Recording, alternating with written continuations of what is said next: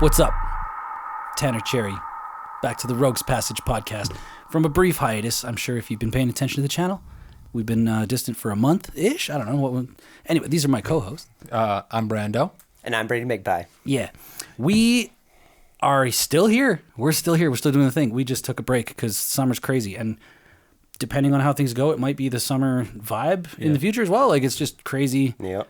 It's crazy. I work for a music festival, perform at multiple. It gets nuts. Yeah. So we've been away for a bit, but we're back. Yeah. Welcome back to my basement. Oh yeah. Yeah, there was a little bit of burnout from all three of us for sure, from going pretty ham for a full year nonstop. Yep. A lot of work, a lot of mistakes, a lot of learning moments. It's been a good ride and glad to be back. Yeah. I mean, we're excited. Yeah. we're still not done the craziness, right? We're just sneaking in a podcast here just to be like, hi, what's up, guys? Like, we're still doing the thing. Yeah, we're going to loosely kind of get back into the flow of things in September. And we've been actively doing things on the side here, committed to Magic as well, like a lot of deck brewing and organizing. And just, a lot of deck brewing. With some purchases, a lot of recent purchases, catching up with Assassin's Creed stuff and Bloomburrow, and we'll be talking more about that later here soon, yeah. Yeah, there's a lot of, surprise, there's an infinite amount of Magic product coming out at all times. Yeah. I just fully have not kept up. Like, I feel like I haven't touched Bloomburrow. I sort of just disconnected during the spoilers. Duskmourn started spoiling like right away as well. Assassin's Creed, I thought maybe I wasn't going to be interested at all, but man, I'm actually like brewing right now with Leonardo da Vinci. That deck seems like it's going to be absolutely sick. Yeah, a previous podcast some months ago, I literally straight up was like, I don't approve of this. Is this the one I don't really, I don't see any promise in? And now I'm like, okay. I played with some of the decks. I have 3 decks in the works right now, including Javi, and I'm still looking for that Ether Saga Legendary. All I care about is Edward Kenway. The rest can go in the trash. Edward Kenway, though, perfection of a pirate commander. I'm very excited about it. Hold me a sword and feast and famine. Nice. Yeah. Satiated all my dopamine needs that day. Yeah, my fingers are like tingling. I haven't opened a pack of Magic in a long time. Like, yeah, get on it, bud. I just opened up a box of Bloomburrow. And yeah? It's fun. Bloomburrow, go get yourself some Bloomburrow product. You too. Mm-hmm. Bloomburrow is... Are you a shill? Yeah. Oh, yeah. It makes me emotional. I think just everything about Bloomburrow, I think, was probably a callback to some of the most perfection and like best moments of like Magic's history. And I don't mean that in some sort of like it's making callbacks, but like Bloomburrow just all around. It's flavorful. It's a love letter. It's a love letter to like... For all those things that we grew up with, Redwall, Silverwing, the Welkin Weasels series, all that kind of stuff, right? Like, ugh. Yeah, even when it comes to like card flavor and stuff, there's some of the cards that kind of came out of that, like Maha, the bird that turns everything into 1/1s. Yeah. There's the big evil kitty, I can't remember its name right now. Ilga, that turns everything into foods. It's like I saw these cards and I was almost like upset for a moment at them because it's like, oh, why is everything becoming so screw everybody else's board states, everything all the time? It's like the more that I've seen them, the more that I'm falling in love with them because it's just like, oh, it's perfect flavor. From what I've heard, Bloomburrow is one of the better selling standard sets of all time recently, which was like right off the bat, right when they, what was it, like Mabel or whatever, I think was like the early preview of that Boros mouse. Yeah. That created like the Crag was it Crag Flame or something? It creates like a legendary artifact equipment. On a CTB. Anyway, like apparently there was like 1 or 2 cards that got spoiled, and like the set just started selling like hotcakes with like right from the beginning, and like all the stores and everything were just like, damn, this one's gonna be hot. And yeah, Modern Horizons 3 and Bloomburrow, like they have perfected the formula. Yeah. Who knew all it took was just making a furry bait set? I mean, making a furry bait set and making like the creativity that came out. It's not really that furry bait. Honestly, like there's way more pre-existing furry, like a Johnny. That's he's that's way more furry what to they me, did honestly. was like a Johnny was like, the big muscular lion kitty boy. But then they did that with like, what if we made Jace and Chandra and Liliana and the first set for me where I was like, all into animals. Legit, the first set for me everywhere. I'm like, I don't want to fuck anything here. That's hilarious. I'm not lying. But yeah, just every ounce of Bloomburrow I think was kind of like, just it was tasteful and it was perfection. It felt like getting back to the roots of like where Commander and Magic itself just kind of started from. Yeah, in a weird way. like Magic is killing it right now. They're just absolutely crushing it. I mean, it's not without some complaints. Yeah. But like we'll talk about that later. There's one bird in particular that is fucking destroying the internet. Bitch. Yeah, bolt that bird. Well, it doesn't even die to a bolt, does it? No, it doesn't. But you know what? The metaphor stands. Yeah. Yeah. We'll get to that later Burn it in up in the the sky. nah don't section. But yeah, like I guess before we stray too far from like the hiatus talk, yeah, we basically like had steam coming out of our ears for a year and a half, like burning on this project. And before this summer, we were like, how are we gonna keep the pace while we have all this stuff to do? And Brandon he was like, man, we're just gonna chill. We're just gonna like. We're gonna take a Elden break. Ring just came out. I grabbed my sweet baby boys by the umbilical cords and I it had timing. it had to be Everything lined up. It had to be put on a little hiatus. Yep. We all needed a breath of fresh air to get back to basics, really. Oh, and it felt good. I will have you know, I'm sorry that we were not posting content for a month and a bit. A little bit, just teases on our Facebook page But, and a little bit of stories here and there. Yeah. I needed it. I mean, like the funny thing is, Brandon and I went out to a big music festival, right? And like I brought the boom arm, I brought the tripods. We were That would've been adventurous. gonna record a brought game out all there. the gear. We brought both our cameras, and we're like, yeah, we're gonna get a game in. I don't know. I've been to that festival 11 years. I don't know how people have the tenacity to do jobs.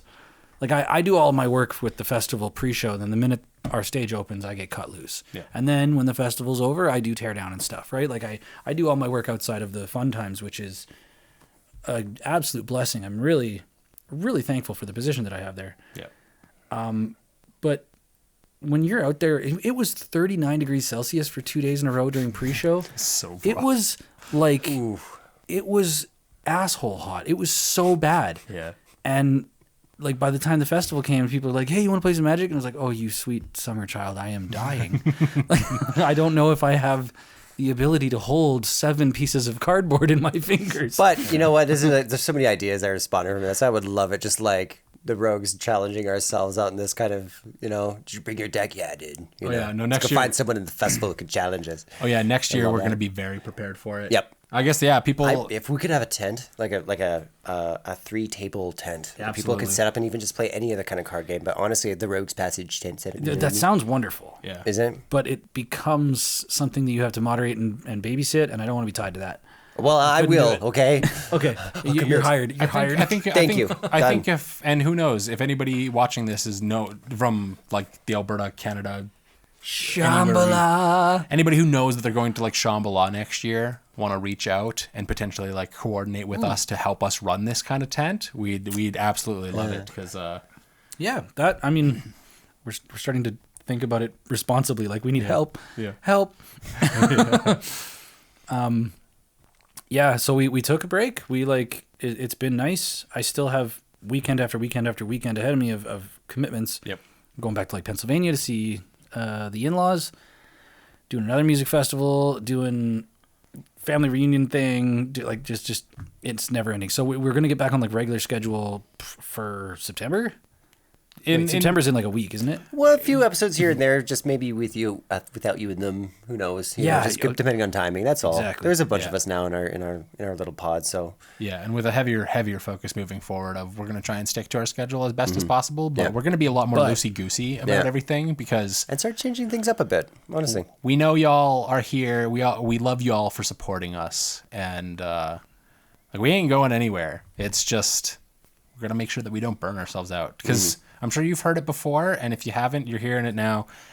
Running a YouTube channel is kind of hard, guys. Yep. it's kind of hard. it's a relationship you almost didn't ask for until you're like, well, but it's what I want. Yeah. But we do it for you. Yeah. And we have fun doing it. I mean, for the most part, except when it's just a lot. The learning times are always learning times. Oh yeah. That and we're getting close to monetization, I guess. Yeah, where we at? We're Pretty like close to it. We're We gotta- 8, 10, 13, 8 somewhere in there subscribers. Yep. Which on that, if you aren't subscribed, hit that subscribe button, give us a like, comment on this, or if you're listening on Spotify. on whatever podcast catcher you use, it goes through Spotify and Apple, so it gets caught by pretty much all of them. Yeah. Tell people about us, show them, and yeah.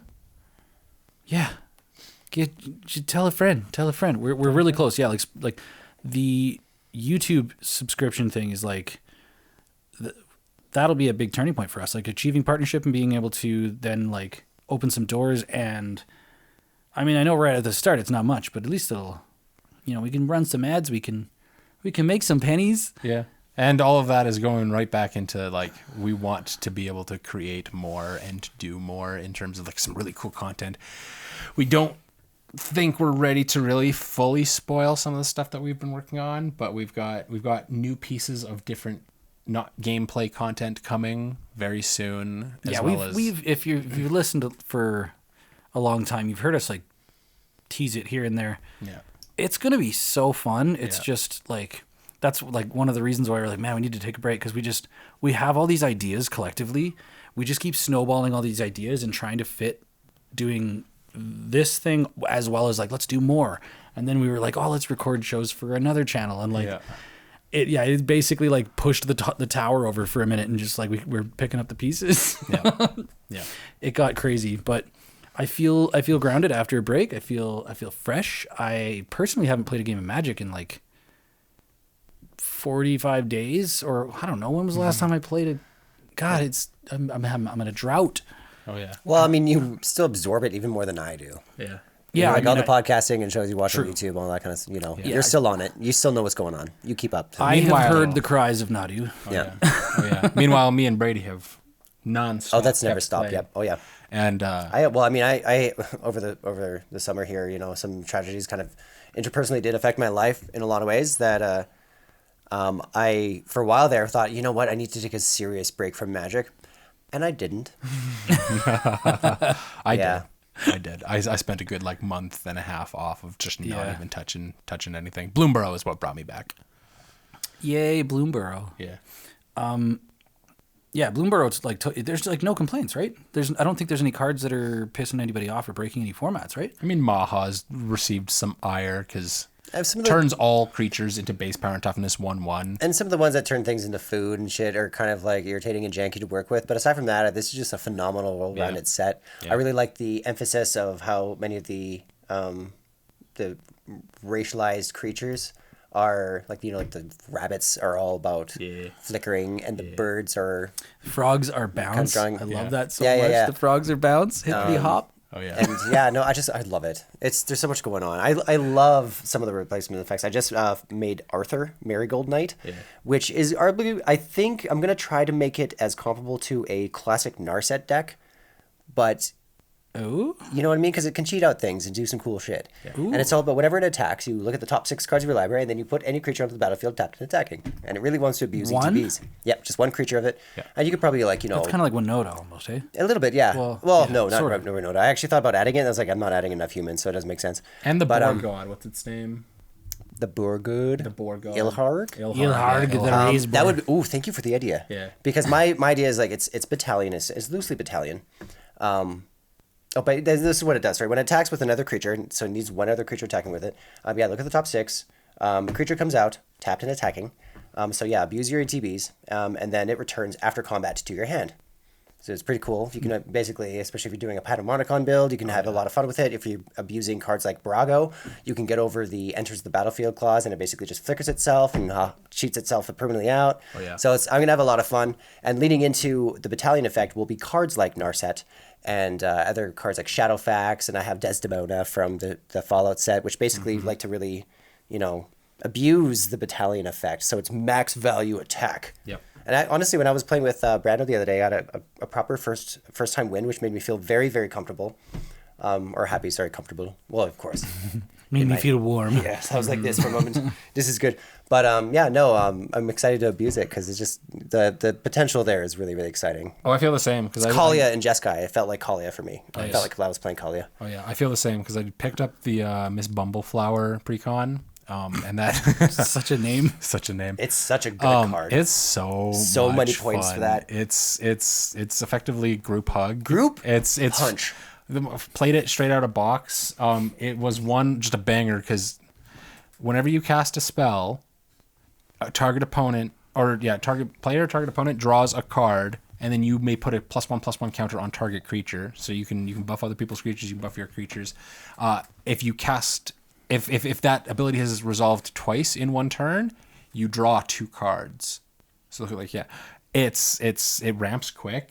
Literally the first time I played it, nobody had an empty mitt the entire game. It was it was so fun to sit there and all watch your creatures were chunky. Yeah, it was fun to watch my creatures just get bigger and bigger and bigger, but be feeding all of my friends just like endless amounts of cards. Just like, do you have the responses? I also had the responses though.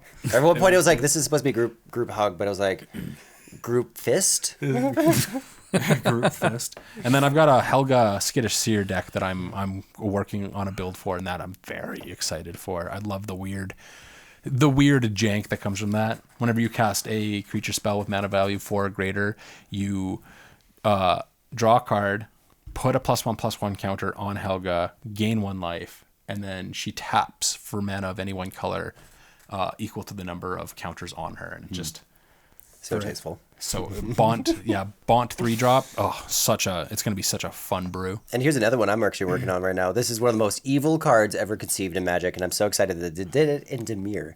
So for 4 mana, this is Vren the Relentless. For 4 mana, Ward 2, if a creature an opponent controls would die, exile it instead. And at the beginning of each end step, which is why I love it so much, create X 1/1 black rat tokens with this creature gets +1/+1 for each other rat creature you control. Oof. Yeah, where X is the number of creatures your opponents control that were exiled this turn. Yeah. So if you play it right, it's going to be very control heavy, and I will have a much stronger army than you on average, hopefully. Oh yeah. And putting Relentless Rat's effect on tokens was So I'm going to add things like Virulent Plague to, especially for auto token generating moments, like Krenko attack or Hero Blade Hold, any of that kind of shit. Yeah. I want to guarantee their death, so I can just, it doesn't matter how many times you attack me, just more rats come out of the burrow, baby. Yep. Thank you, Wizards of the Coast, for fulfilling one of my dreams here. Yeah. Because I tried with one of my rat decks was Totentans, and I just couldn't do it. Rakdos, I just had too many of at that point. It was aristocratic. Now I get to play with my Massacre Girl mentalities and just be a proper bitch. What, you built another Rakdos deck? I'm so surprised. Yeah. Well, there's 5 in the works. There's 5, yeah. There's 5 in the works. Yeah, I know that the whole challenge, the deck challenge thing, seems so daunting, but I do think, I'm pretty sure I don't think I've ever built a Rakdos deck or like had one in Commander, at least. I mean, they're always just sitting there. I try not to. I only have 2 official sleeved up, but yeah, it's hard. Especially when you want to simplify. I'm trying still. One of my last podcasts, I'll have to quote myself here. I was trying my hardest to just simplify and have my decks have multiple commanders at once. And that's actually much harder than I thought it would be. I was feeling very confident there with Shadrix. I got there with my Naiad Brew, with cards like Mazi and Dogmeat, Preston, Harvey, pretty much any like Urul, the guy who gets +2/2 or +3/3, I think, for each aura on him.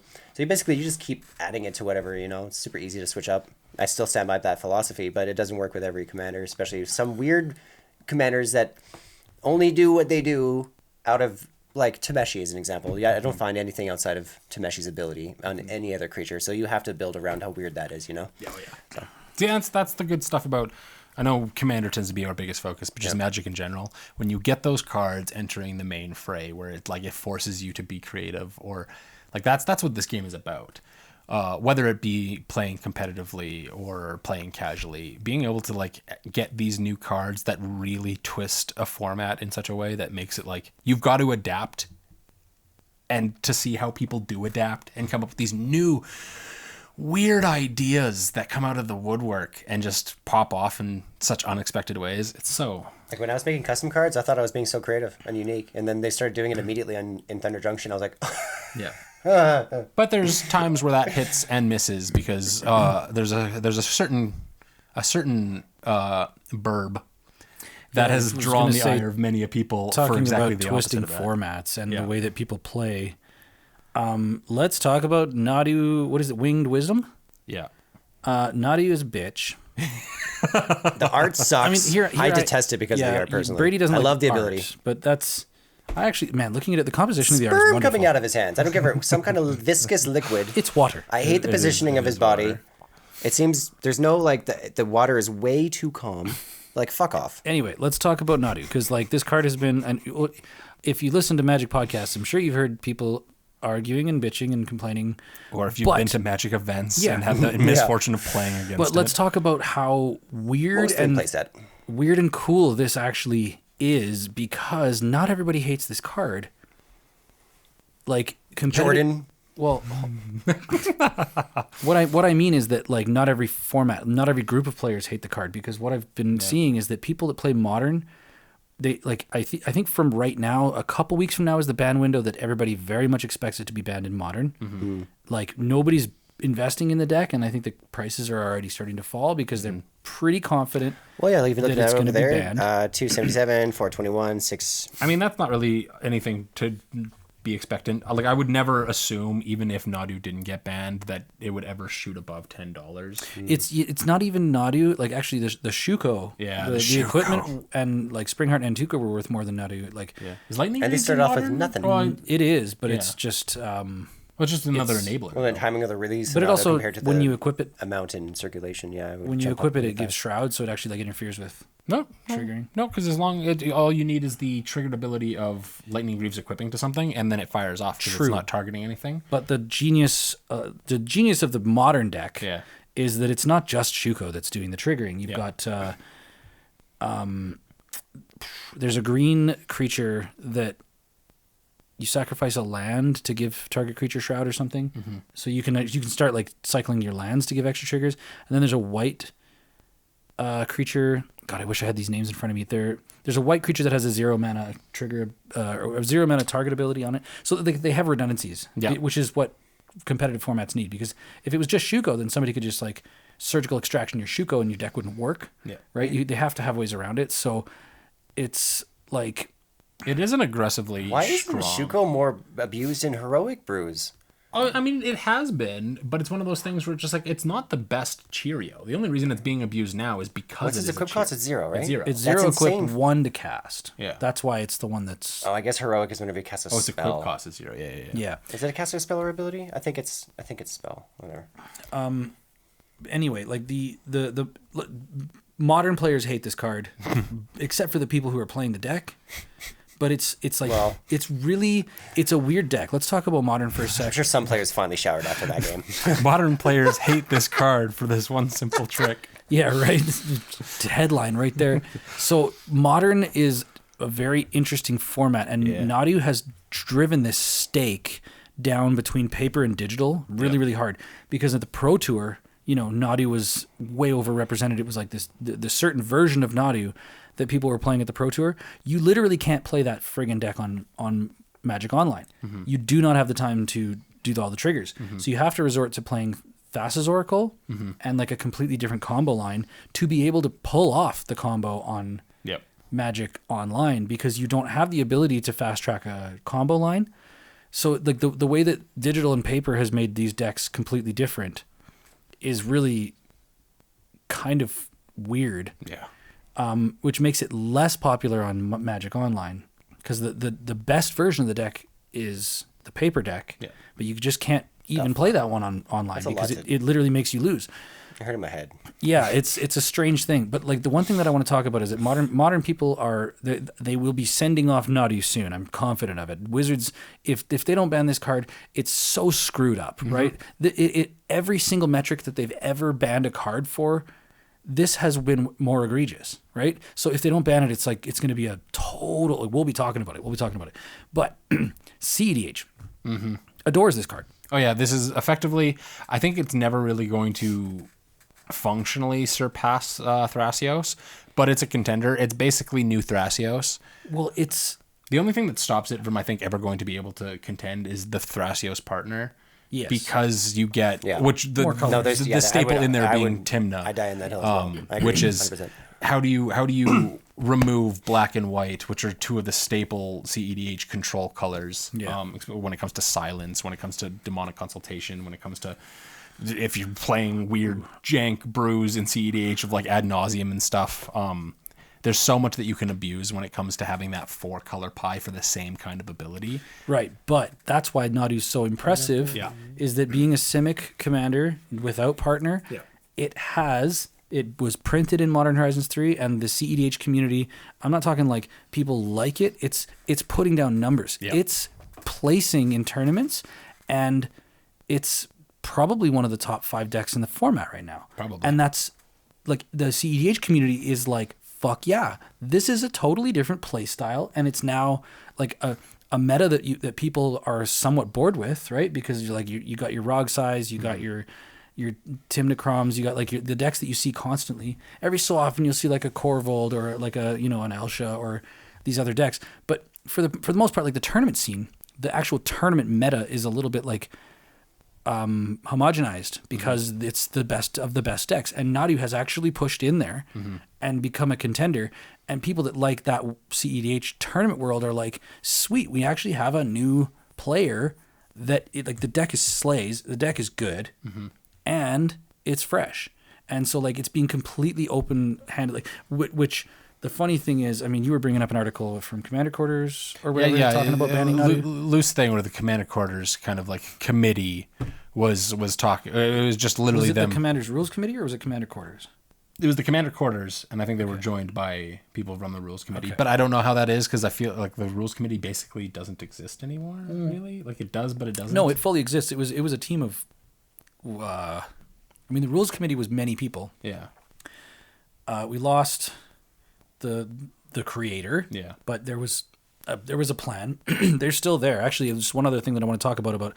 They have been pretty quiet, but they have brought something up that is a massive win that I want to talk about after this. But there's the Commander's Rules Committee, and then there's the CAG, the Commander Advisory Group, which is tons of influential content creators that essentially they're meant to be like the messenger mediators between the world of people playing Commander and the Commander's Rules Committee, because the Rules Committee was just getting fucking carpet bombed. Oh yeah, it was too much, right? They can't deal with that stuff. So they actually created the advisory group. Yeah, and there's a whole bunch of people that are on the Commander Advisory Group. Like, do they wear robes? Do they? Yeah, I bet they do when they meet. I mean, Olivia Gobert Hicks is one of them. Benjamin Wheeler is one of them. Nice. Shivam Bhatt is one of them, right? Like, there's a lot of people that we know from the Magic world that are on the CAG. Olivia, like, yes. Yeah. These people are there to help sort of take all the bullshit of people saying what they want banned and what they want unbanned and this and that, and they're supposed to dilute it into English and pass that along to the Rules Committee. Yeah, Nadu's weird because like casual Commander players, I don't think Nadu's that big of a problem, right? Because it's such a powerful deck that like it self-polices a bit, like most Commander format stuff does. It's one of the I completely agree, except it's one of those. This is Commander has a problem with certain commanders and certain players going out of their way to sort of like down tempo the other play, like their play group's expectations of a deck. And Nadu, I think, is like lie. Kind of. Not necessarily lie, but like that, like lying when you're like, oh, it's a power 7, when you know it's proxied CDH, where it's just like, this is going to functionally win on turn 4, almost guaranteed. Yeah, I mean, those people are just jerks. You almost doubted me with Hidetsugu and Kairi. I didn't doubt you. It's just, you had a hand, you were like, oh, okay, finally, I agree. Right before this recording, we decided to play a quick game of CEDH. Hey, Bazir had like 3 mana turn 1. Yeah, started with whatever the Mox. Only 3? Yeah, Mox with a. Started with the Mox to get it like the exile card from your hand for its colors. Dimir. I had 4 mana on turn 2. I was set to ping somebody for 10 damage and then take 2 extra turns, and then he just went infinite. Rionia extra combats. Rionia extra infinite combats. Mono red's my shit. Yeah. Yeah, it was good. I'd love to talk about more CEDH as well, because like, I feel so drawn, and I've been listening to a lot of CEDH content. Yeah, that's why I'm talking about like there's a YouTube channel called Lamora's Cards, and the podcast, they have one podcast called Learning CEDH, which I've been digesting heavily because I'm trying to learn CEDH. And yeah, they were talking about how Nadu was just like a welcome addition. Everybody's just like, this card's great. It's super powerful. But the CEDH is like, we don't care about any card that Magic prints except for the most powerful ones, right? That's like when something fresh and new comes in, it's like celebrated. And then in Modern, people are just like putting letter openers through their eyeballs, just being like, just ban it, get it out of here. Like, it's so stupid. And it's such an interesting thing because like usually when people are screaming that hard to ban a card, it's not really like well loved over here, right? It's like, Do you guys think that we're gonna, just kind of like a thought idea, do you guys think that in the next like year or two, with some of the like there's some very oppressive cards are being printed as of late, do you think that we're gonna potentially see like a new ban list? Like here are commander cards that are legal in CEDH that aren't legal in casual. That's what the advisory group and the rules committee probably have to deal with once a year. They probably have to have a meeting and talk about are we going to do this? Are we not? Yeah. But I mean, I was listening to the Play to Win podcast today, and they were, the episode that one of their most recent episodes is like how to get into CEDH in 2024, right? Yeah. And they're talking about it as like, yeah, it's weird. It's different people have different opinions as to what CEDH is. What it is at its heart is competitive Commander. Yep. It is taking the format of Commander with all the rules of Commander, the ban list of Commander, and taking that to a tournament. Like, it's doing what 60 card formats do, where you go and you get your match slip, you register your deck, and you play against people, and you try to win as hard as you can. Yep. And that is CEDH. But then there's casual CEDH-ish, there's low tier. There is low tier. Yeah, there's CEDH you play at home, 6 wins, and there's CEDH you play at tournaments. So the Play to Win podcast, they're talking about let's talk about tournament CEDH as like TDH or TEDH or whatever, right? Let's make a distinction because it is kind of different. Yeah. Because at tournaments you really don't get much variety in decks. It's just the best of the best. People are just bringing the best because they want to win. Yeah. But the format of CEDH, there's tons of variety, right? It's like, the two CEDH decks that I have are literally kind of like the bread and butter distinction between that, because I have Thrasios and Tymna, the elites of, or the most recent elites of CEDH, and then I have my Rocco, and my Rocco deck is like, if I'm lucky, it pops off on that like winning on turn like 1, 2, and 3. Shenanigans with food chain and all that, yeah. But it's definitely a deck that's built for the mid game CEDH, where just like these two waste your counter spells on each other so that I can hit my turn 4 and then go infinite. Yeah, and I have Hidetsugu and Kairi and Ryonya, and I'm having a lot of fun with them. I'm actually going to turn my Logrella the Magpie into a low-tier CDH deck as well, once I have the right rocks and the land and all that kind of stuff. I'm very glad, too, because like, you spent so long not wanting to even touch that card until I turned you on to it. Well, the wording is garbage. The wording is pretty garbage. Image here.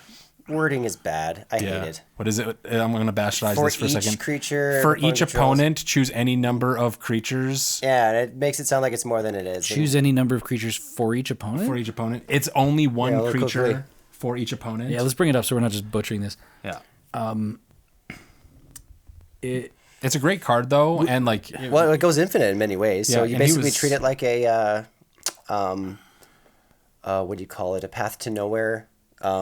Flickering Exile. You basically just have a whole bunch of mana rocks. You want to just go bloop, bloop, bloop, bloop, or like creatures that can, do fun shenanigans. Yeah, I remember pulling it and like immediately I was like trying to get, because his nickname is Magpie. Yeah, Brady the Magpie. And But the wording bothers me. So for a while there, I was like, eh. Yeah, read this. When Logrella the Magpie enters the battlefield, exile any number of other target creatures controlled by different players until Logrella leaves the battlefield. When an exiled card enters the battlefield when an exiled card enters the battlefield under your control this way, put 2 1/1 counters on it, which is fun. And there's actually new cards that make the +1 counters matter, but it's that exile any number of other target creatures, which makes it sound like almost any of them. Right? It directly after that it says controlled by different players. So you have to just choose one per player, right? Yeah, but it's still one of those things where just like... Just a little bit of rewording, that's it. To quote a wonderful character, Kevin from The Office, why use more word when less word do just as good? I would just say when Logrella enters the battlefield, or in this case, when Logrella enters, for each creature controlled by a player, exile it until Logrella leaves the battlefield. That would have been the easiest to write it. Fundamentally changes how the card plays, because right now, when it says up to, it means that you don't have to target. Well, it says you don't have to target. It doesn't even say up to. It says any number of target. Any creature. number. Yeah. So 0 is a number. I know, up to 1. That's what I mean. Up to 1, because you only get 1. Yeah, I guess you opponent. could. That's what I mean. Would that shorten it that much though? Who knows? Any it's number up to 1. Any it's number, like the same amount of confused the hell out of me, and I was so ambitious. Exile 1 target. For weeks, I was a troll. Exile 1 target creature for each player. Fuck. It was embarrassing. Cuts those words. I was really upset. Yeah, but no, it changes it because it forces you to target something, whereas... Either way, right? That's the problem with it. Because if it forces you to target something and all somebody has is something with a killer ETB... The point It is, gives you the option not the to. fact that we can sit here and have this discourse is exactly the point. It could have been worded better. It's a phenomenal card though, and I'm excited to see what you do with it. Because as soon as I saw this, and I tried to get you on it for a long time, one of my go-tos that like immediately popped in my head when I first saw this and pulled this was Perplexing Chimera, which is. It's effectively just anytime anything enters the battlefield, you just replace it with Perplexing Chimera. Well, so you're just it's not enters spells. the battlefield. It's whenever someone casts a spell. So if any of your opponents put a spell on the stack, you may give them Perplexing Chimera and then gain control of that spell, and then they're in the ballpark to do that to the next person. It just creates this hot potato. Yeah. Like I had that card and I had it in multiple decks when I first started playing Commander, and I took it out because I was like, this is like, it's like you feel like you got him, and then you just get your face kicked in from like, well, now I can't cast my spells. Like, But no, and that's why Ligrella the Magpie, because it requires a little bit of work. Functionally, you need some mana, but all you need is any kind of flicker for Ligrella, and it's like, cool, Perplexing Chimera. The Azorius makes it perfect, so I steal your creature. You have Perplexing Chimera. I'm gonna flicker Ligrella. Guess what? I get. I do love how abusable that is. I'm not gonna lie. I think for you, I'll honor that. But if I'm making a CDH, I'm not gonna be adding Perplexing Chimera. No, it's not for no. Even for there's a couple of things I'll be cutting too, like Preston the Vanishers in there, and that's just a really complicated. Like the deck can get a bit too big brain for me, which is why I don't play it very often, especially when it comes to wanting to sound professional playing CDH. The exact wording for cards like Narhu may have with a ghostly flicker and an infinite, like a mana rock on the battlefield. The exact wording, I always forget that shit. It bothers the hell out of me, but it's basically what it does. You know, you make you go flicker a whole bunch, and while you're doing it, you also tap it like with your mana rock. So that's with this motion. Most players understand what's going on. Like a mortar and pestle. Yeah. I'm computerizing myself right now for the CDH players out there. Thank you so much. I've only been playing for several months. I'm getting pretty good though. But yeah, either way, I'm excited. It's going to be a good time making that much more competitive. So I did allude to something about the silver board. Well, I don't think I alluded to it. There's the Commander Advisory Group and the Commander's Rules Committee. Oh, from the post I shared. For the silver? Was it this? Yeah, I think it was the post you shared. The Silver Border Project. Coming September 30th, 2000. September, yeah. So the Rules Committee finally is tackling something that this is one of those things that they've been inundated with for as long as I've been playing Magic, because the silver bordered sets like Unglued, Unstable, what was the most recent one that I missed out on was Unfinity. Great set, by the way. Super fun. What they're doing is that they're going to essentially, they are not going to consider silver bordered cards legal in the format.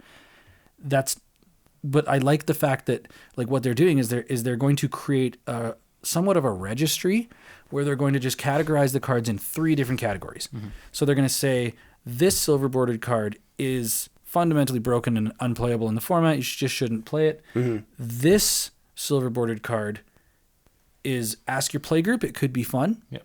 Like the one where you have to sneak a card in onto the table or whatever. Cheaty McCheaty face. Yeah. These cards are ask your play group. Yeah. And figure that out. Yeah, Johnny combo player. And then there's these silver bordered cards work in Commander, and they're not a problem. They should just be like there's nothing. Thumb. Yeah, there's nothing wrong with playing this card, but ask your play group, right? Yeah. But like what they're going to do is they're going to create a registry, like a ledger basically that just shows so that people can actually go like if you sit down and you're like, hey, I've got 2 silver bordered cards in this deck that are on this list. Mm-hmm. People are gonna like it's gonna be a widely known thing.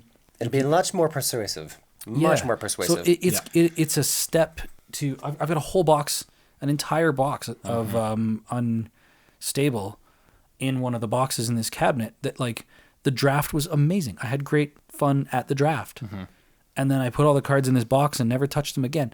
So, and it was Unstable was where you could like melt, or what was it called? Where you melding was from one of them, yeah. It wasn't meld. It was Griselda. I'm working on Griselda myself as a 0/0 deck. Yeah, it wasn't meld. It was conjoin or manufacture. Yeah, you put like half shark, half kitten. You know. Yeah. Like those cards are probably fine in Commander. I mean, right? some of them, because like what is that? It's probably not that great to be honest, but I can see it being abused. There's the BFM, the big furry monster. The big furry monster. But is that one of those half and half? It is one of those half and half. Yeah. Because it's like it's like 100 or something. It's a 99.99, but it's like 10 black pips of mana to cast. But it's also one of those things where just like, that's not hard to do these days, especially in Commander. Well, we were talking about this earlier. Like, if your opponent's casting a 10-drop, let them eat their cake. Well, no, exactly that. I still think that there's some problems. I'm not gonna get into it, but Ulamog Ulamog the Defiler? Yeah, Ulamog the Defiler. Yeah, that guy's crazy. I literally built a very potent and then bodied my boys today with it, Azlask the Scourge deck, which that's what you want to call it. That was converted. And that is like ash. As close to the filth that I like, because I love my Eldrazi, I love my Annihilator. Ulamog the Defiler is just, it's not a fun card. I don't think anybody's ever going to see that and be like, yay. So can I ask you a question? What's the dollar value to the list that you built for that deck? Oh, I mean, that's hard to say. I don't know. Most of it is a bunch of all like the old like Zendikar and like Rise of the Eldrazi. Yeah, is it a reasonable price deck? I'd probably put it at maybe like 100, maybe 150 right now. It's not an expensive deck.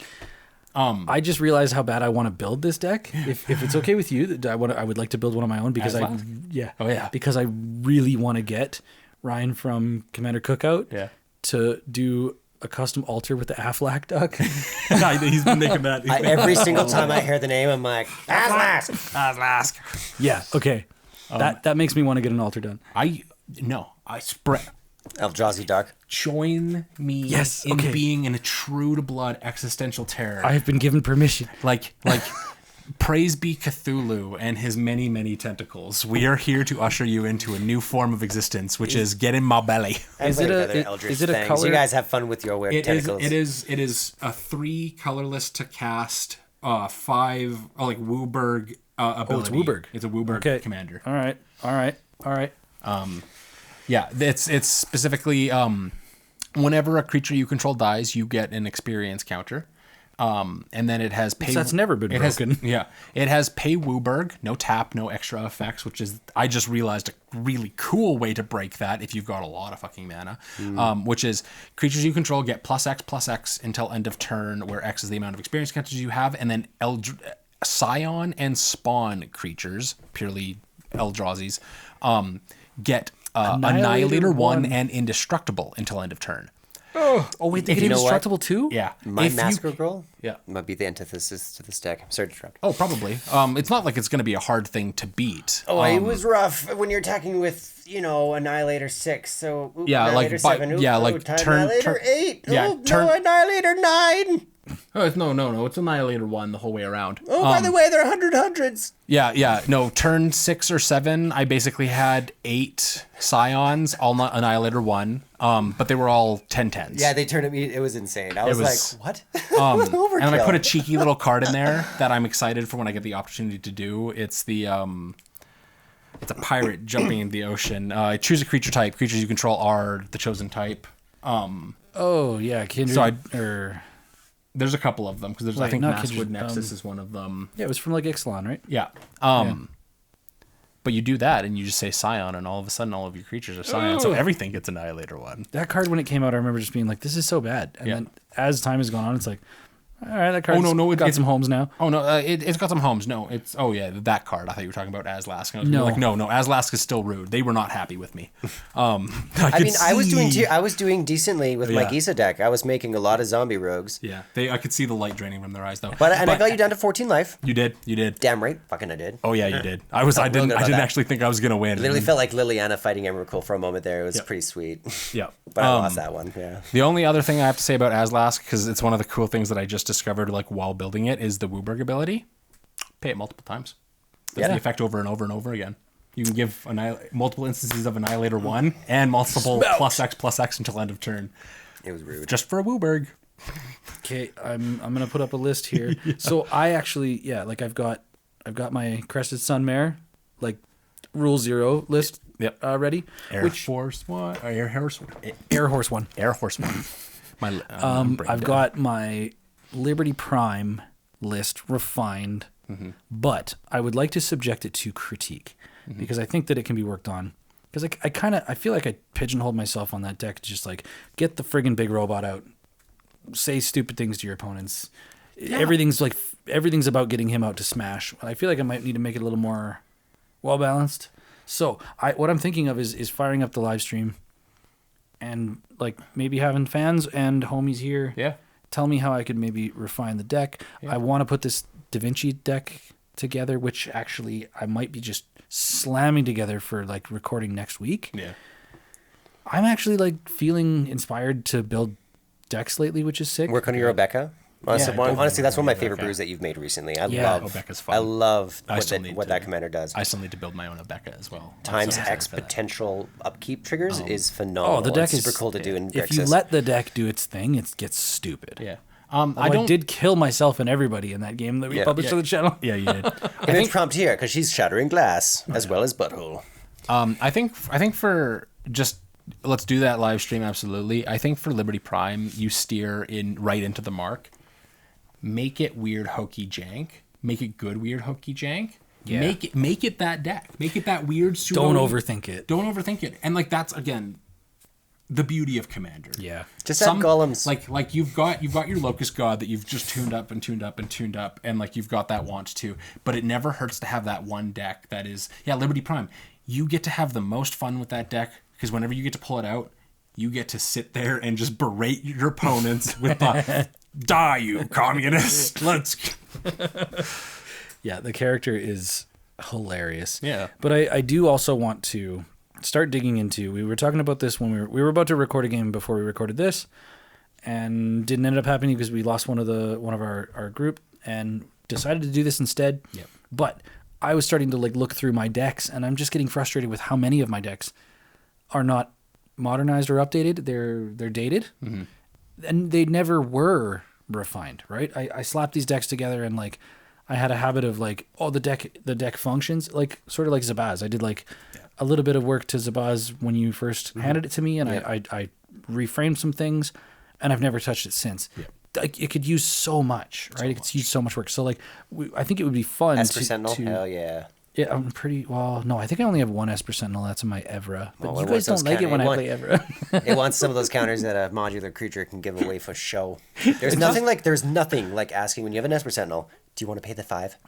I have no problem with you playing Evra. I get to share in the same despair that people have when I play my Bruna, which is oh no, big commander go punch, I'm dead. Yeah.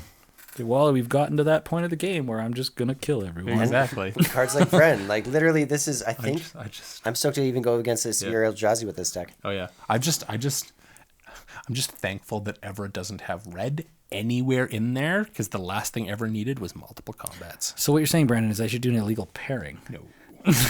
No. I mean, yes, but no. All right, we can get into some Duskmourn spoilers. I know this set is so how much of this set is actually a fair amount spoiled? A fair amount. Like I thought there was a lot more. There's definitely been more that have come out because I've been seeing cards that are not on this list here. We'll probably look those up in a second, but they've got a couple of the really cool ones that they've kind of spoiled for us here. First of all, Brando, what's your favorite card from Duskmourn so far?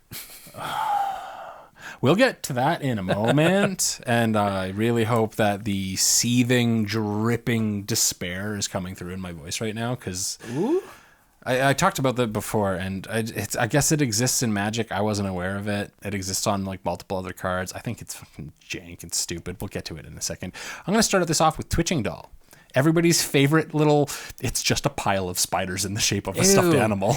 Ew. I love that so fucking much. Yeah, it's little... Ew, do I even put this on screen? Yes, you should, absolutely. I guess arachnophobia trigger warning. The artifact creature spider toy. Yeah, spider toy. It's literally a toy made out of spiders. Add one mana of any color. Look at those eyes. Add 1 mana of any color. Put a nest counter on Twitching Doll. That's a tap ability. Yep. Tap ability, sacrifice it, create a 2/2 green spider creature token with reach for each counter as a sorcery. Yeah. I love that so much. It explodes into spiders. Oh my god, can I tell you a friggin' horrifying story? It's mono green. Oh, I can finally build Brady, my Rasta Dream steps. Right. Last year you came out to Inshallah, wonderful music festival out here in Alberta that our friends host.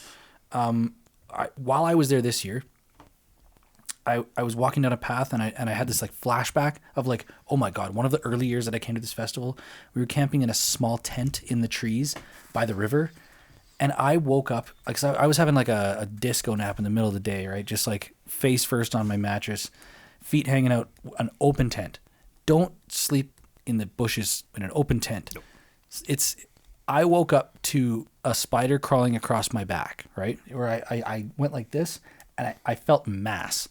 Like big spider, and I threw it off. Was it juicy? I threw it off, and I look over, and it was a big mama spider that hit the side of the tent and exploded into all of the babies on its back. Oh, I love that for you. I remember that story. There was 30 tiny baby spiders that just erupted like a volcano off this thing, and nightmare fuel.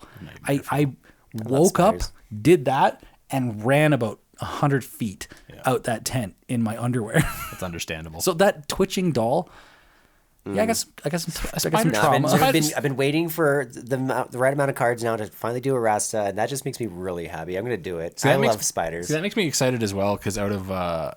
Wait, it's not legendary, though. No, it's not legendary. It's just an artifact creature. Because... love to copy that in many ways. Because the Golgari spider that came out of Lord of the Rings. Oh yeah, Shelob. So tasteful. I want to build that deck so bad, and I'm sorry for not giving it to you the first time. I know. You gave it to Cody. Cody, I'm coming for you. So here's this is the card that I despair, and it's sitting right next to the other card that I completely forgot. I think it was one of the first ones that was spoiled, and this card is another one of those cards. We went from Bloomburrow, which was tasteful everything, to Duskmourn, which seems like they're trying to ruin everybody's fun, and I just don't get the consistency of this game anymore sometimes. So Screaming Nemesis, 1 red, 2 generic, 3/3 spirit with haste. When it is dealt damage, it deals that much damage to any other target. So you can self-ping it, you can do whatever. If a player is dealt damage this way, they can't gain life for the rest of the game. I love it. It sort of calls back to Phyrexian Obliterator, where this creature is normally going to attack and not be blocked. Everyone on the table in a commander game, or let's say in standard or whatever, it's sort of like a guaranteed hit every turn, because if you're going to block it, the utility that's stapled onto this thing, it's just going to start nuking your board. Yeah. Except for the fact that, if you block it with one creature and it dies, and you lose another creature in the process, you get it out of there. Yeah. It's kind of like Phyrexian Obliterator. If you have something with 5 power to block Phyrexian Obliterator, you're taking one hit and realistically, another shout out to Plasma Lasher from Lorwyn, actually. Goes back 2004, I think, and that was just a nice little 2-pip red creature that if it deals damage to an opponent, they can't gain life for the rest of the game either. I haven't seen that writing in a minute. Yeah. The thing that bothers me about this is because that's a good point. That's never how anybody who's actually going to play this. The people who are playing this is like me and my Grice and Starn deck. You're not attacking with this. You're barely even using this as a blocker. Yeah. I'm going to take this creature that pings 1 damage to anything, and I'm going to ping that, and then I'm going to send that 1 damage to an opponent, and then guess what? You can't. I like it for the flavor that it's effectively and guaranteed probably printed to shut down the amount of aristocrat decks. My Gutter Snipe deck that you're not going to ever want to play against. Exactly. That is perfect. Exactly. Oh my God. Yeah, I'm for this mono red card. I'm personally myself. I don't like the effects that are give it multiple turns before you give it for the rest of the game. Well, this one though, I don't like this. Hold on, let's wrap up talking about Screaming Nemesis. Yeah, I don't think that this effect is going to be as egregious as you. Well, it depends. It can be really heavy hitting, but it also can be inconsequential. So I just mean Evra. We brought that up. Evra's done. Evra's gone. Right. Done forever. This deck, this one card shuts Evra down permanently. Let's say I'm playing Corvold, and you're like, you can't gain life for the rest of the game, and I'm like, my deck doesn't gain life. Yeah. And I'm just gonna probably swing and kill you. In those moments, my will sign it can be completely inconsequential. So it's only so much. The thing is that it has a high ceiling and a very, very low floor. Yeah. And I think that that's good design. Cool combo piece. I'm not denying that it's very good design. I love the nuance of it. It's still just one of those things where just specifically that last line of text for the rest of the game. I hate that kind of effect. It's like the ultimate. It's not a Draenith Magistrate. What in a year do we get a Draenith Magistrate, a new version? That's okay. Yeah, because you paid 8 mana on this thing. Now players can't cast spells for the rest of the game from anywhere other than their hands. It's how does that kind of mentality moving forward? It feels wrong, it breeding a improper sense of how this game should be played. What I'm getting from what you're saying is that it has a similar effect as to why people have been pissed off about poison counters for so long, because it's like you get a poison counter and you can't do anything about it. There's so many cards. There's no counterplay, right? Yeah, there is. There's so many cards that remove counters. There's well. Oh yeah, especially out of even just recently out of Bloomborough, there's multiple cards that are removing counters from single players or this or that. True, but in the grand scheme of what people put in their decks, it's such a small niche case that nobody's playing those cards, right? Yeah. So it's where's your crazed hoplites, motherfucker? Yeah. Or like what one of the things that's been actually a card from Ixalan, I believe it is, that was like totally worthless for so long. Nobody gave a shit about it. But then this energy menace in Modern became a thing. The Boros energy, right, with like Guide of Souls and like all the energy cards, the Velociraptor, the amped Raptor, like the energy package, and the board wipe, the Wrath of Skies or whatever. Yeah, this incredible deck that's emerged, and then people were like, "Hey, there's this card from Ixalan, this like bulk rare that makes it so that people can't get counters." Yeah, like or you can play Sun Cleanser and it's like enters a battlefield, player can't have counters. Remove all counters from that player. Yep. Is Vizier of Remedies into this? Because it's I guess that's just negative counters. Yeah, no, never mind. Yeah, no, it's literally like the anti-energy. Yeah. It shuts your opponent off from ever. What is that? Solemnity. Yeah. Solemnity is players and things can't get counters. Yeah. Yep. Yeah. Wait, Solemnity. Does it affect? Would Solemnity axe your opponent's energy supply? Yep. I believe so. Yeah. Yep. Players and creatures cannot get counters. Yeah. Interesting. Okay, well, Sun Cleanser is like made a resurgence because of this energy deck, and like there is counterplay sometimes, but like they're rare. And I know. The only reason people are putting Sun Cleanser in their sideboards is because the best deck in Modern, or the second or third best deck, is this energy profile. It just feels dirty to me, especially it sounds counterintuitive. We've spent the last 2 years of getting like endless amount of like food-based decks, and understandable. This is probably part of the reason why they printed that, is to kind of counteract that effect of like, okay, people are like throwing out just hundreds of foods now. Okay, let's stop that life gain. It just seems counterintuitive of like, put a timer on it, put it for the next 5 turns or something, where it's just like, okay, you're stifling, you're not shutting down, because it does just feel like one of those things where it's just like any life gain deck. And yes, it might be very situational when that might happen, but any life gain deck is immediately just like, you might as well scoop at that point. If your only way to win is life gain. Yep. Well, yeah, that's what I mean. It's circumstantial. Yeah. I don't think it's as egregious as it reads aggressive. Yeah. But I think let's check in 12 months. Yeah. And see if anybody's talking about this card at all. Yeah. Counter to that, a card that's objectively even worse. I want to read this one the first time around. Mm-hmm. Doomsday Excruciator. I just wanted to say that out loud like that. It literally though, so it's a big coster, 6 black pips. Yep. It's a demon, so for you demon lovers out there, have fun with this one, because this is rude, especially when it enters. That's like the demon thing, right? 6 mana, 6/6. Yeah, that's fun. The number of the beast. That's pretty fun. And I love the art. It's like it's a demon coming in the image of a glass, because it's a very Stranger Thingsy, everything I'm seeing here. So when it enters, if it was cast, each player exiles all but the bottom 6 cards of their library face down. At the beginning of your upkeep, draw a card. Yep. At the beginning of your... I don't like this. Wait. Each player, so it puts a clock on you. Mm-hmm. This is very demon, right? The demon's always like, they have a big swing and like slap you with the sausage, but they're taking you with it. I'll add it to my Kali deck because I'm never going to cast it. However, I'll love to cheat it out and get that nice card draw at the beginning of my upkeep. Oh yeah, no, this feels to me like one of those cards that kind of similar to Nadu, where it's like it's going to see whatever play in whatever other formats. This feels like a card that was direct to print for CEDH. What are the words on that rat card? If a creature an opponent controls would die, exile it instead. At the beginning of each end step, create X 1/1 black rat creature tokens with this creature gets +1/+1 for each other rat you control, where X is the number of creatures your opponents controlled that were exiled this turn. So that's not gonna see this because this is exiling. Oh yeah, it's exiled from library. Okay. Yeah. That'd be intense. Almost. Dreams. Yeah. That would be that. I think would be more tasteful of something. I wouldn't play that in anywhere but Kalia, but I would never, even in Keurig. I think whoever designed this is a Keurig player.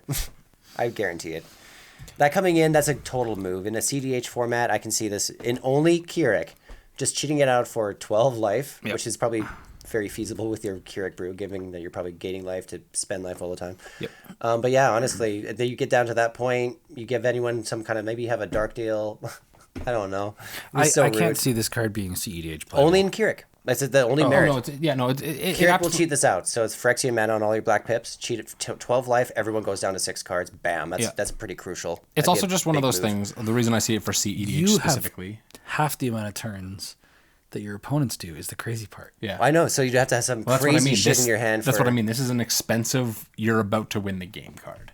And that's what I mean. Like this is going to pair with something, and this is going to pair with an ad nauseum, a demonic consultation, a Thassa's Oracle, or just like, okay, you better have your win condition in hand. You're ready to win. This is a win con card. Maybe some mono black. It just seems weird because if somebody, like, I don't know, not necessarily counters it, but somebody blows it up, it just.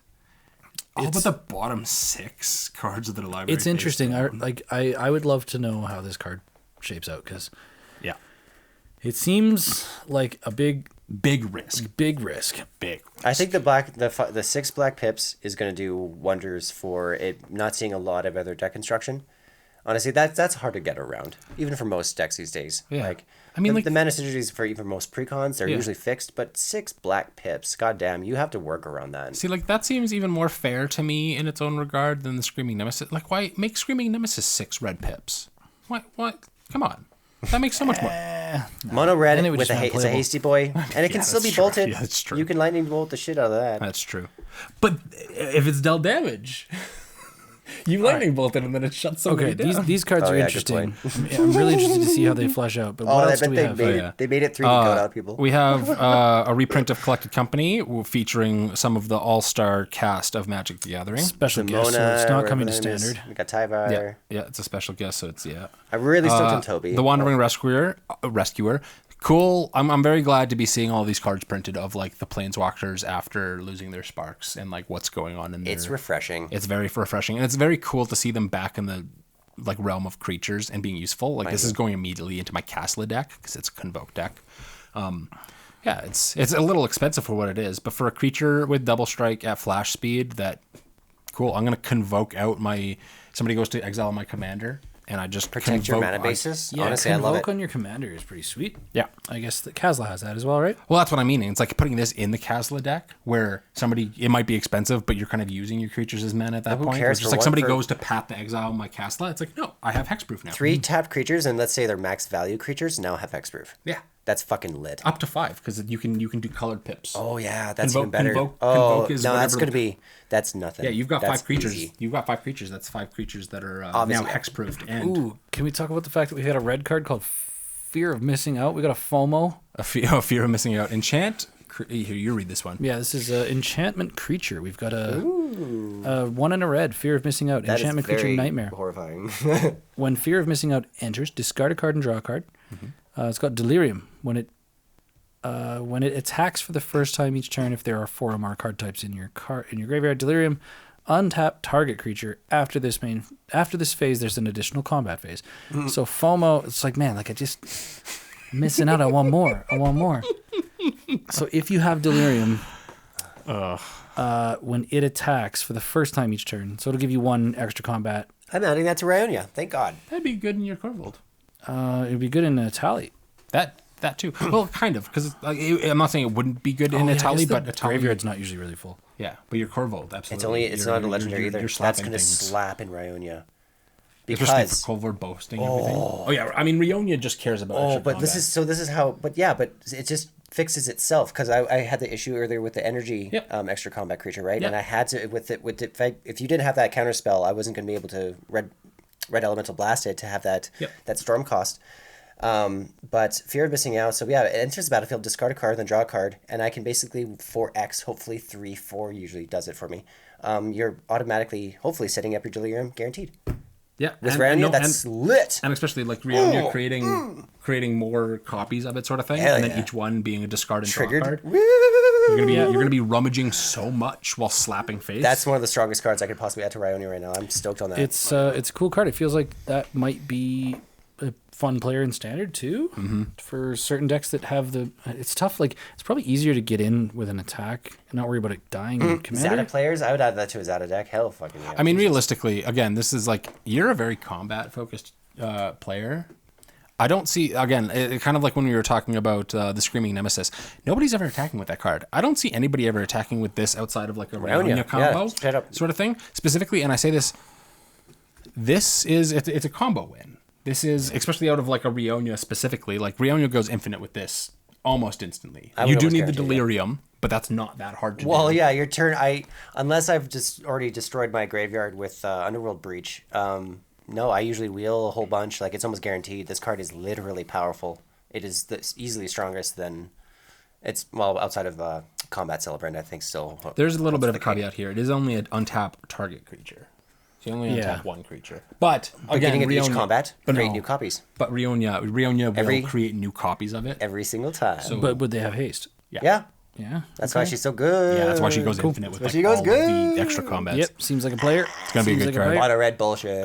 Can we talk about like the theme, the whole... So Duskmourn is set to take place in what is effectively a whole plane that is a haunted house, kind of. What I heard was that the cool thing about it is that the plane is actually an entity. Oh, yeah. It's like a very unique plane where the entity is like expressing itself as this house. And it's growing, apparently. It's like it keeps adding rooms.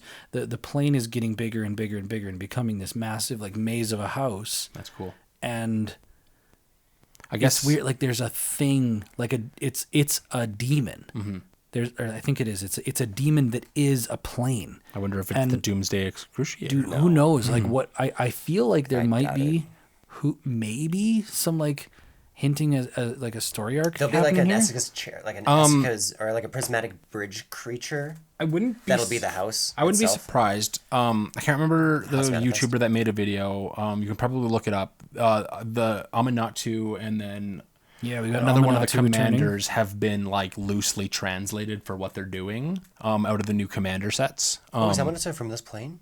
Yes.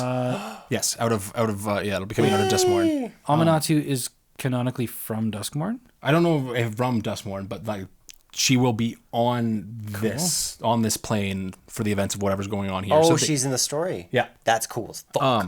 Yeah, she's one of the face commanders for the commander decks. Yeah, that's amazing. Yay, good for her. But something that we've gotten officially spoiled for us as well out of all this is Arch Enemy. We're getting new, fresh Arch Enemy cards coming out of Duskmourn. Yeah. Yeah, I actually noticed that at the top of the page there. There's new schemes, which schemes were... Wait, so schemes are happening in a standard set? Or is this for the commander product? It's probably just going to be for the commander product. Okay. But we are getting like what they the are... Is a scheme? Can we talk about a scheme? What is a scheme? Yeah, let's look up scheme for a second. It's at the top of the page there. Hold on. Wait, go right there. These two. Oh, yeah. So scheme. They're Arch Enemy... Savor your agony. Their Arch Enemy, it's meant to be a reintroduction of Arch Enemy, which is kind of a supplementary format, kind of like Plains Chase. Instead of you going from chains, you have generally one player that has their scheme deck, where I think it's at the beginning of each of their turns. They reveal a card from the scheme deck, and it kind of adds new abilities, mostly buffs, but some debuffs to that player. For this one, I will savor your agony. When you set this scheme in motion, choose 3. You may choose the same mode more than once. Destroy target creature. Target player draws a card. Target player gains 5 life. That seems like all upside. Oh yeah, no, most of them are generally upside for just whoever the arch enemy is. Bends to my will. That's fucking cool. Yeah. This one's kind of weird. When you set the scheme in motion, here's one of the takebacks. Take an extra turn. Take an extra turn after this one. Skip the untap step of that turn. That's tasteful. So you're not untapping your lands. If you have that in your deck, Wilderness Reclamation just got real strong. This wouldn't go in the deck. This is going to be a supplementary deck on the side that you curate, right? You get to build your... No, never untap, upkeep. I've never played with schemes before, but yeah, man, yeah, Duskmourn looking to be really good. No, kind of mid. We have quite a few of the others. Like that is so cool. I don't know if we'll have time to get through all of these. No, we don't need to talk about all of them. Just like there's so many more cards that are going to come out. We'll have a Duskmourn episode. Yeah, we're back in the hot seat. Yeah, we're chit chatting. Yeah, I mean, yeah. this might be a fun little place to kind of call it for this podcast specifically. But there was one little note left here that Brady wrote and that I added on to. Want to read that for us? Brady is entering a villain era. Suck it, noobs. So is Brando. Yeah, I don't know what that means for you specifically. I'm just loving, so I just mentioned Vren. The more toys they give me to play with, the more feelings I want to destroy. And with cards like Malik Manipulator, which is literally not even that old, it's only a couple of years, not even that new. But like listen to this. This is my next little baby here. So when Malik Grim Manipulator enters the battlefield, you and target opponent each secretly choose a creature that player controls. Then those choices are revealed, and that player sacrifices those creatures. Whenever an opponent sacrifices a creature, you create a treasure token, and the deck is just rife with "I don't care about your feelings," and it's fantastic. Basically, I took apart my Turgid Brew to make it. Added some Boros, and I am determined to eat tears. Yeah.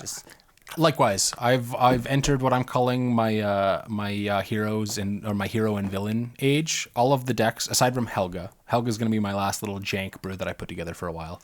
I'm entering a very focused area of a lot of group hug-esque decks that are coming, that are a couple of them very specifically denoted to me not winning. I'm going to force other people to win, and I mean force other people to win. It's not like, oh, I'm giving you stuff and helping you ramp. It's like, no, I'm going to Jesus, Brandon, consent. No, I'm going to force people to win the game and for me to come in second. On the opposite end of that, it's like, no, I recently revamped my slivers from what was a very still potent but janky brew to like what slivers have always meant to be, which is just this existential terror that everybody hates. I got to experience that today, and I'm not gonna lie, it was fantastic killing Brandon after he was literally nerfing my board with ETB triggers of destroying my artifacts and or enchantments, and it was so hard. But Rafine came through. But Jordan.